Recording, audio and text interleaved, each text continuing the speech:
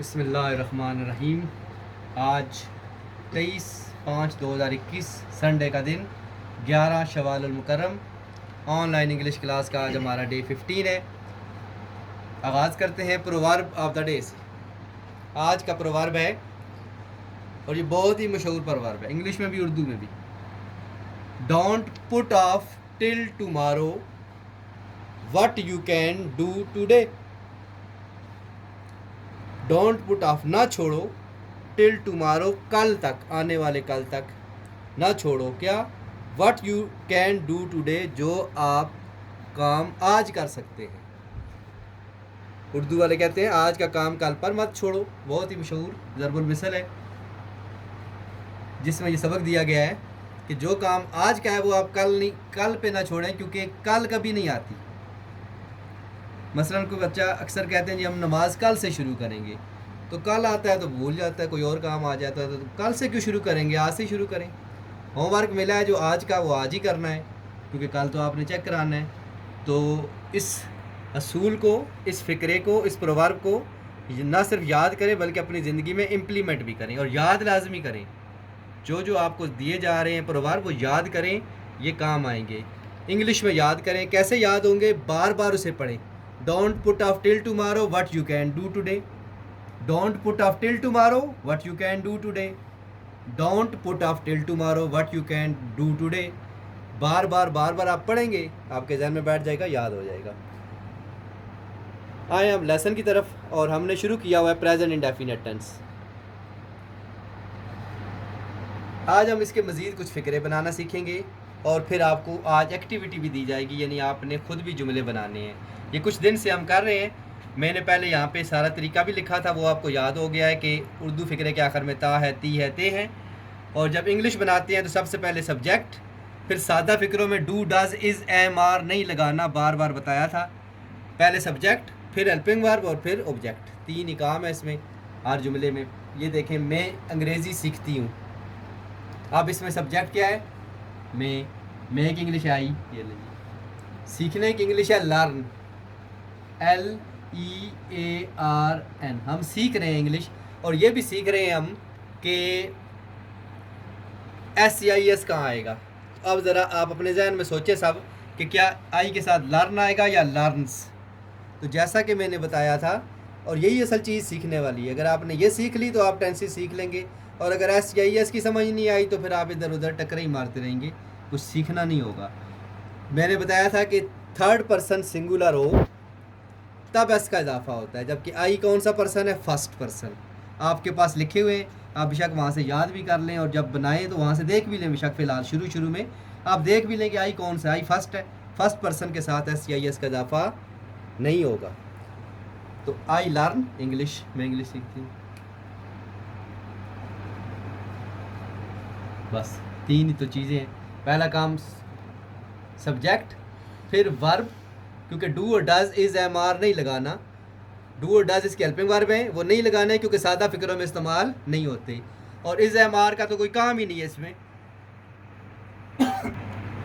Is, am, are का तो कोई काम ही नहीं है, तो वो तो लगाना ही नहीं है। और डू डज जो इसके में मौजूद है वो भी नहीं लगाना सादा फ़िक्रों में। तो पहले नंबर पे सब्जेक्ट, फिर काम देखना है कौन सा काम इसमें सीखना था, एस का इजाफा नहीं हुआ, और ऑब्जेक्ट इंग्लिश। अब यही जुमला मैंने मज़ीद लिखा है, आलिया और सदफ़, ये 2 नाम हैं।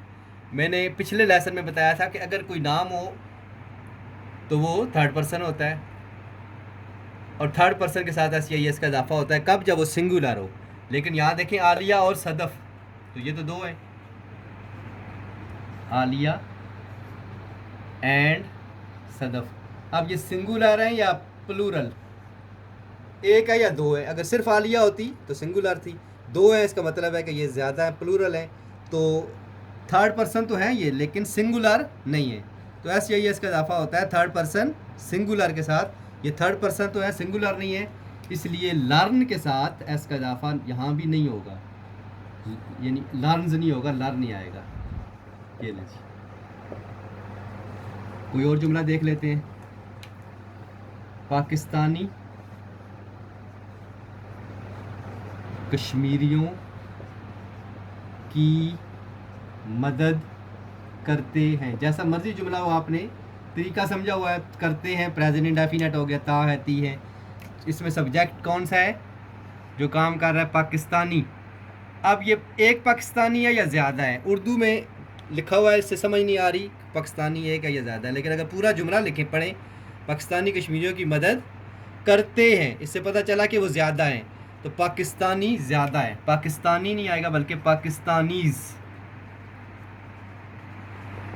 अब ज़्यादा है, थर्ड पर्सन तो है, पाकिस्तानी भी थर्ड पर्सन है, लेकिन वो एक हो सिंगुलर हो तो एस का इजाफा होता है। ये वाला एस तो पाकिस्तानी की वजह से आएगा। यहाँ पे हेल्प के साथ एस का इजाफा होना है या नहीं होना? जी नहीं होना, हेल्प्स नहीं आएगा, हेल्प ही आएगा, क्योंकि पीछे जो सब्जेक्ट है वो थर्ड पर्सन सिंगुलर नहीं है, थर्ड पर्सन प्लूरल है। Pakistanis help the Kashmiris. अगर ये जुमला यूँ होता, पाकिस्तानी कश्मीरियों की मदद करता है, फिर यहाँ पाकिस्तानी आता और यहाँ हेल्प्स आता, क्योंकि वो थर्ड पर्सन सिंगुलर होता। आखिरी एक जुमला बना लेते हैं, फिर हम उस एक्टिविटी आपकी उस तरफ चलेंगे। ये जुमला यूँ है, मेरी बहन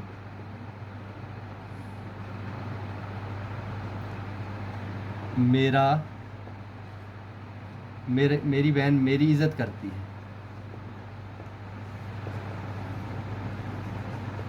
अब यहाँ मैं नहीं हूँ बल्कि मेरी बहन है, और मेरी बहन को है थर्ड पर्सन, माई सिस्टर, ये सब्जेक्ट है और ये है थर्ड पर्सन, और चूंकि एक है तो ये सिंगुलर भी है। अब वो शर्त पूरी हो गई, थर्ड पर्सन भी सिंगुलर भी। तो आगे इज़्ज़त करने की इंग्लिश है रिस्पेक्ट, चूँकि पीछे सब्जेक्ट था थर्ड पर्सन सिंगुलर, तो यहाँ पे आ जाएगा रिस्पेक्ट्स। किसकी? मी, मेरी। तो ये एक बार फिर हमने तफसील से सीखा। जिन्होंने पिछले लेसन नहीं सीखे वो दोबारा पिछले सबक भी सीखें, बार बार इनको सीखें कि कब एस का इजाफा होगा, कब नहीं होगा, कौन सा फर्स्ट पर्सन है, कौन सेकंड, कौन थर्ड पर्सन और कौन सिंगुलर है, कौन सा नहीं है। ये बार बार सीखेंगे। ये अगर आपने चीज़ समझी तो फिर हम दूसरे टेंस पे जाएंगे। अगर आपको यही समझ ना आई तो फिर आगे बाकी टेंसेस करने का कोई फ़ायदा नहीं है। एक्टिविटी पे आ जाएँ जल्दी से।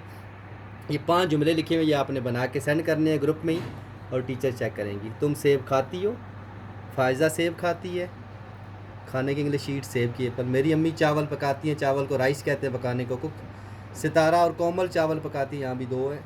वो अंग्रेज़ी पढ़ते हैं, यहाँ पर सीखना था, यहाँ पढ़ने की रीड है। तो सिंपल से सादा फ़िक्रे, और अभी हम मनफी और सवालिया पे नहीं जाएंगे, सादा फ़िक्रे बनाएंगे। ये आप करेंगे, ज़्यादा से ज़्यादा बच्चे ये भेजेंगे, फिर हम ये आगे दूसरे टेंस पे जाएंगे। तो आज के लिए इतना काफ़ी है। Thank you.